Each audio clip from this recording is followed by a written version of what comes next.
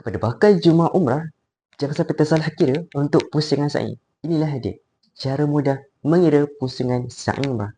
Sebelum tu, jangan lupa like, share dan follow kami. Semoga bermanfaat untuk anda semua. Baik, pusingan pertama ibadah sa'i daripada Bukit Safa pergi ke Bukit Marwah. Dan pastikan kita dah melepasi tiang yang telah ditanda Bukit Marwah. Dah lepas tiang tu, maka selesailah pusingan pertama ibadah sa'i. Pusingan kedua ibadah sa'i daripada Bukit Marwah pergi ke Bukit Safa. Okey, sama juga. Sudah melepasi tiang yang telah ditanda Bukit Safa, maka selesailah pusingan yang kedua. Lepas tu pusingan ketiga daripada Bukit Safa pergi ke Bukit Marwah. Pusingan yang keempat sa'i daripada Bukit Marwah pergi ke Bukit Safa. Pusingan yang kelima ibadah sa'i daripada Bukit Safa pergi ke Bukit Marwah.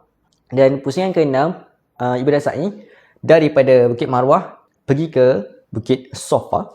Dan pusingan ketujuh daripada Bukit Safa pergi ke Bukit Marwah. Itulah dia kiraan sebenar untuk ibadah sa'i.